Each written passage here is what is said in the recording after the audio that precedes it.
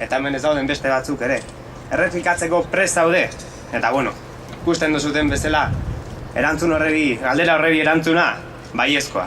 Noski, eta baiezkoa, erronka handi bat daukagulako. Ikaragarrizko erronka bat daukagulako, eta erronkak gustukoak ditugu. Erronka hori, Irun aldatzea da, Irunek aldaketa beharra daukalako. 4 urte konturatzerako segituan pasa dire. Eta aipatu duten bezala gauzak egin izan ditugu, gai batzuk aipatu izan dire, baina 4 urte hauetan gure aldarrietako nagusi bat, gure ardatzetako bat, irundarrek jasaten duten egoerari buelta emate izan du da. Eremu ezberdinetan landuta, bai gizarte politikatikan, bai hemen atzean daukagun eremu horretan, etxe bizitza horietan aldaketak egiteko aukera zuten herritarroiengatikan, bai kirolean, bai euskeran, aldaketa hori bidean jarri nahi izan dugu, eta lan hori ere aurrekontuetan ere adierazi izan dugu.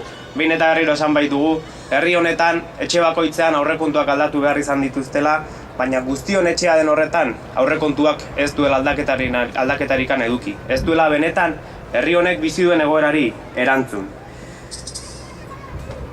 Pero no hemos venido únicamente a hablar del trabajo que hemos hecho. Hemos venido también a hablar del reto que tenemos por delante. La construcción de una Euskal Herria y un Irún, por lo tanto, que estamos construyendo entre todas.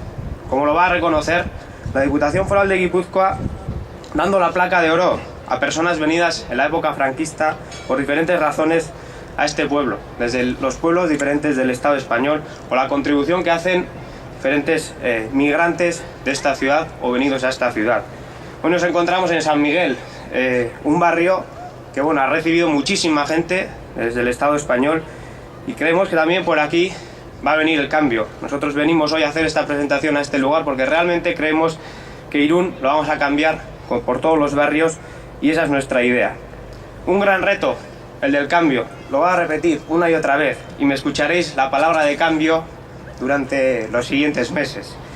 Y una palabra que no la hemos dicho hoy, no es la primera vez que lo decimos, lo llevamos diciendo los últimos 4 años, y es algo que se necesita esta ciudad, puesto que es una ciudad gobernada durante más de 30 años por el Partido Socialista, y más de 30 años llevan algunos miembros de ese partido, como puede ser el alcalde hoy en día, José Antonio Santano, y pueden ser otros miembros de ese equipo de gobierno.